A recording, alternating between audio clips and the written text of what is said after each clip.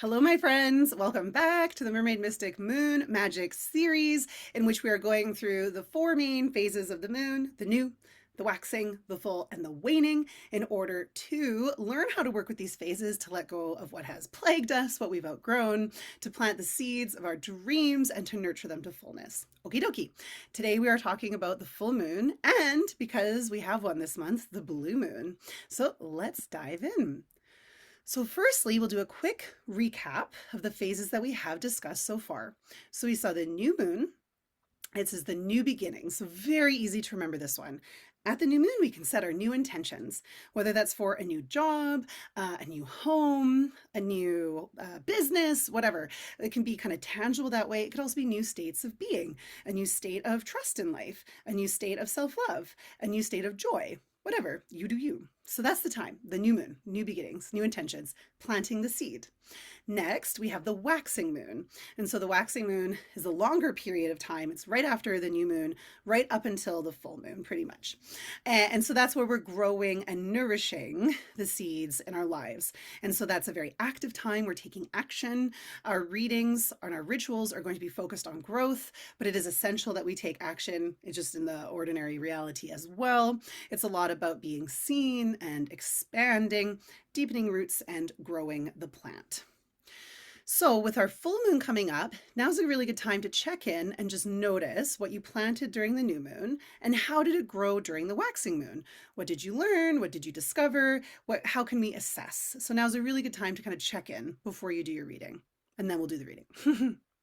By the way, and the reading for the collective, just like the other ones, is going to be at the end of this video. So we've got a full moon happening on the 31st.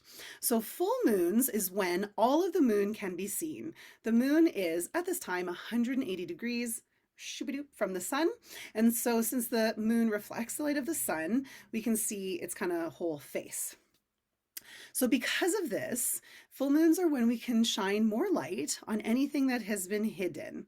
So this could be in our subconscious, this could be in our shadow, this could be things that we've been repressing, things that we've forgotten. So whatever that is, it could be old dreams, it could be feelings, it could be ideas, it could be wounds, but the full moon is shining all of its light on that which is below the surface. So they can therefore be emotional, they can be exhausting, you might feel edgy, you might feel very tender, you might feel angry. It depends on what's been below the surface. It could also really depend on the moon sign. So we have a full moon in Sagittarius right now. So depending on where Sagittarius is in your chart, that may influence the kind of flavor of this full moon for you. So because of all of this light, full moons are seen as very powerful times for all kinds of readings. Also, psychic experiences, powerful dreaming, shamanic journeying, or anything like this. Any kind of spiritual communication, your senses are heightened, your sensitivity is heightened. So you can ask for, visitations from spirit guides in your dreams. You're more likely to remember them or see them more clearly. Your readings are going to be able to pack a punch. So anything like this is great for the full moon. So in the way I was taught, this might have variations with other practices, but the way I was taught is that the full moon energy is the day before, the day of, and the day after the full moon. If you are working with the lunar sign, so in this case we have a full moon in Sagittarius, you'll just want to, if you're working with Sagittarius, then what you'll want to do is just check a lunar calendar, because the moon sign changes every 2.5 days. So you'll just want to check a lunar calendar to make sure that you are indeed working when the moon is in Sagittarius. So, and if you're looking to cast any spells or rituals, all spells and all rituals are great for the full moon. This is when the full moon is at its peak of its power. And so this is a great day for making your spell oils, moon water, literally any intention or spell. It's going to be strengthened by the full moon. So since it's a kind of the height of its power, the full moon has a sense of kind of like a peak. After this, we're going to go into the waning moon, and we're going to be focusing on shedding and releasing. So what we can do with our readings and our own personal reflections is to see, so what has grown? Where point have we reached before we start to shed?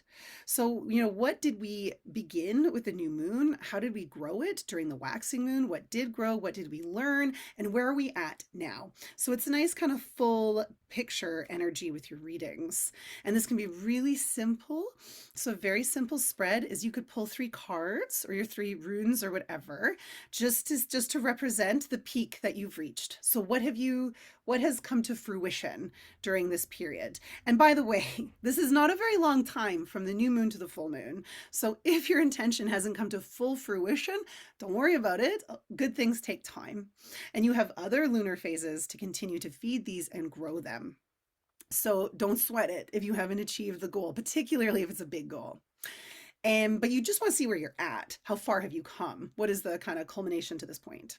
You can also, of course, be more specific with your readings. You could, for one example here, so where am I at with my intentions? What still needs to grow? What else do I need to see? That'd be another one to get a good check-in. You can always make up your own spreads as well.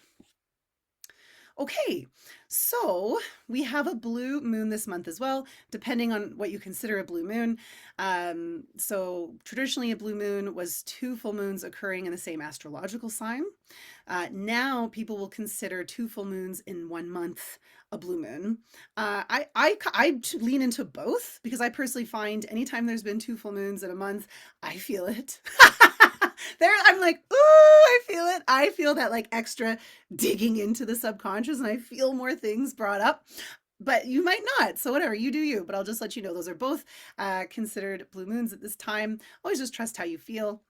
So blue moons are very still like full moons. So we're going to have the clarity and the depth and the psychic abilities and the power of the moon. But it is going to be even more heightened. So it could be particularly intense. But very cool, because the blue moon is rare. It doesn't happen very often. It's actually a good time to cast spells for rare opportunities or second chances. So if you feel like, you're like, oh, I wish I would have done this in my life, then the blue moon's like, you're still here, so something that you thought had passed you by, an opportunity had passed you by, a dream that you'd let go of, but you're still kind of hoping for, this blue moon is like, now's the time. Okay. So, and again, they can be extra clear and potent for reading. So everything that we applied to the full moon with our shamanic journeying, our dreaming, everything, that's the same here, can still be very emotional for people, because like we had our first full moon on May 1st, and then the month is literally bookended with full moons. This whole month could have been, I'd reflect on this month. Like, what did you learn? What did you discover? What was brought up? The whole month itself might be kind of a cycle in and of itself to check out. Okay, so reading for the blue moon, again, it can be about anything that you want. So you could be leaning into the moon energies and see like, what have I grown? You could also focus on the kind of rare energy of the blue moon. So spread here I have as an example. So one card could be, what, if any, rare opportunities are available for me this blue moon? The next could be, what second chances are available for me? What do I need to see fully to make this happen? And then actionable steps to make the most of this rare energy. Excuse me. Hydration. So, as I said, we're going to do a collective reading now. This is for the collective, for anyone who feels calls to hear this and receive it. As always, since it's for the collective, just take what resonates. I'm just going to do a quick recap of our new moon collective reading and our waxing moon collective reading so that we can combine these with the full moon reading to get a very nice and clear idea of how far we've come. Which, by the way, this is if you have a tarot practice, I highly, highly recommend this, because by keeping track of our readings, you better keep track of your growth. You learn the cards better. You can go back and see how the cards manifested, right? Through your lived experiences. So when you live the tarot cards, you know them more deeply. It's not just like an idea in a book or a cue card, like you know them. So that's going to help you to remember them far better and to know them very better. You've lived them, you've met them, So by keeping a journal, then you're able to keep track of this. You have your own sort of tarot book, so to speak, and then you keep track of all of your growth. You keep track of the patterns that keep reoccurring for you. And that vision is huge, like knowing your patterns. That's how you can change them, right? So it's a really great way for our own personal work as well as our tarot growth. So what we did at the new moon for the collective reading, we got this card, the World. The World is a major arcana. So this would suggest that this was quite the new beginning. This is kind of a big deal. The World, as the last card in the major arcana, is associated with success, particularly success that you've worked hard for. You've been through it because you've been through the whole major arcana by the time you get to the World. So this idea like you did it. So this could be very tangible, like finishing university. And then afterwards, now like all these doors are going to open for you, or finishing writing a book. You've written it. Now we're going to move into the world of publishing it. It could be, becoming pregnant, and then that opens all these new doors. So the world has this essential energy of some kind of very meaningful success that's going to lead to a lot of new beginnings. Getting that job in the other country. Well, you got it, and now your life's going to be so different. So it's these dreams that really matter to us. So this is a thing that we really, really want, that we'd work for, that we'd sweat for, that we'd really celebrate. So the new moon was suggesting us to grab life by the horn and plant the seeds of what we really, truly desire to create.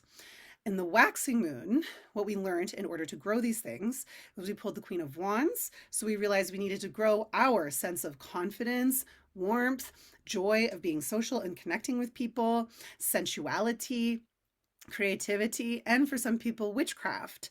We also needed to grow with the awareness of the power of our thoughts, with the 8 and 10 of swords, and an awareness that painful cycles are over, so we can indeed grow into the Queen of Wands in our own way. So what I'm going to do now is pull cards for the full moon. I am going to include a card here for the collective to see what rare opportunities are available as well. So we'll just take a second, and we'll just set this intention that this reading is healing, accurate, and relevant in the very highest good of all, that it aligns everyone watching this with their bright destiny. May they create love, peace, and harmony for themselves and for the world.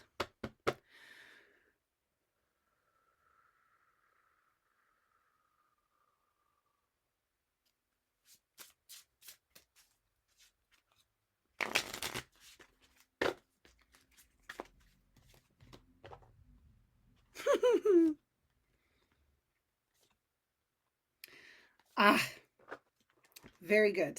Okay, so this is so beautiful. So the culmination, where we at? Okay, so we saw the worlds, we saw these new beginnings, we saw these dreams that we'd be too afraid to admit or to embrace. We thought we were too small. And this is not true. So the waxing moon, growing some confidence, growing some creativity, growing some sensuality, realizing the power of our thoughts. It's come to a peak. And the peak here is the Ace of Cups. So the Ace of Cups, this chalice, we see chalices across these different stories.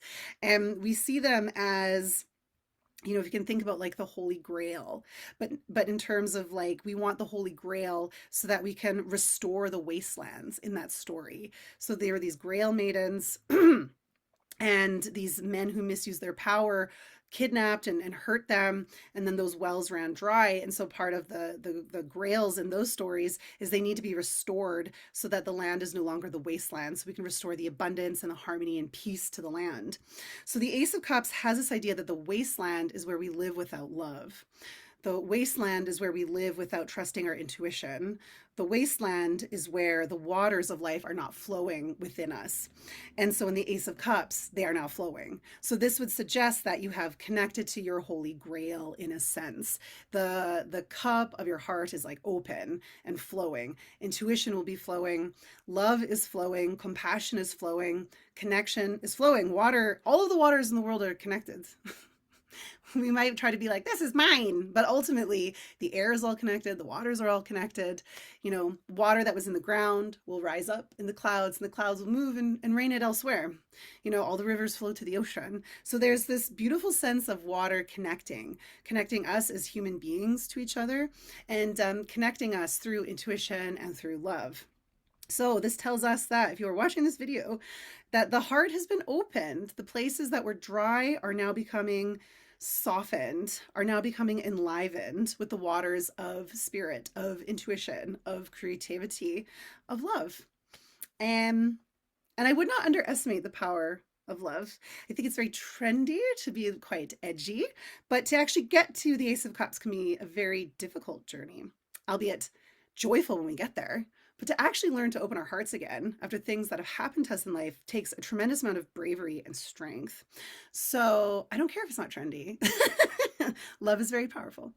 Okay, so what is the rare opportunity now for us? This is a rare opportunity, something that maybe you thought had passed you by or you'd given up on. My friends, this is very interesting. We have the Two of Cups. Ace to the two.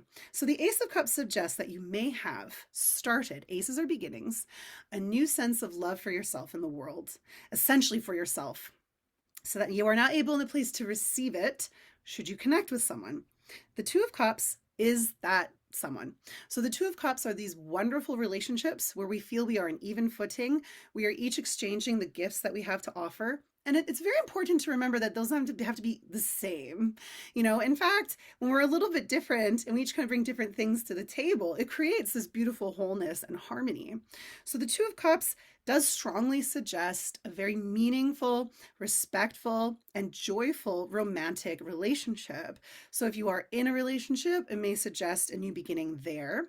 If you are single, it may suggest meeting someone. And if it doesn't feel romantic to you at all, then this could be, like a very important friendship. Perhaps it is, yeah, I would say it's like close relationships. It could be a business partnership, but it's definitely a relationship with a closeness and a bond and a lot of love and respect. So this rare opportunity, this blue moon for your full moon readings and spells would be to welcome this relationship into your life. Okay? Now, the actionable steps to make this happen, we're going back to those swords cards, man. We got the Nine of Swords. Okay, so the Nine of Swords is this nightmare card where the mind is just like absolutely racing, where we're robbed of sleep or totally robbed of peace. Now, one of the main pain points of the Nine of Swords is that we are either living too far in the past, too far in the future, or both. So we're kind of pulled from the present moment, and we need to be in the present moment. I'm not saying that you have to ignore the past or ignore the future, but the present moment is like the internal present moment. This is where everything is happening, is culminating. And so by removing ourselves from the present moment, we're kind of removing ourselves from truth and from reality. And that does cause pain. We feel powerless in that place because the power is here in the present moment. It's not in the past where you no longer are, or the future that does not exist. So the action to take, I would say, with that Nine of Swords, there's a few things we can do with the Nine of Swords. One, if we need to see some kind of trained specialist, if it's like a therapist or a psychologist, to learn how to use our mind well, because this is the thing, the mind is a tool. We can use it as a weapon against us. We can use it for us. So if we do need to see someone to help us with that, then we do it, right? We get the help we need. It could also be the Nine of Swords sometimes is where we're too in the head, so we need to get more in the body. This card is Mars and Gemini. One of the ways that Mars feels good and empowered is when they move. So that would be movement. That's it could just be going for a walk, but I find with Mars energy, it's something that you want to kind of like really feel it, So whether that's like weightlifting or like dancing till you're like sweating, like losing yourself in the music, or if it could be like archery and you really have to focus, but it's very in the body. Anyone with an Aries placement will know this. You need to move. So Nine of Swords would suggest that we want to also start questioning our thoughts. Our fears are not, we don't need to believe all of them, right? You don't need to believe them. We can choose what we believe. Also with this, we can choose who we're listening to. So if you feel like there's particularly voices online or narratives out there that cause you a great deal of anguish, you don't have to choose to agree with them. You do not have to choose to listen to them. There's other points of view. I'm not saying to ignore facts, but the way that people present information online can be very like fear-mongering. It can be very hateful. It can be more focused on separation and almost like delight in the problems as opposed to people finding solutions and coming together. There's also just a bunch of lies. And now with AI, it's like, what's real?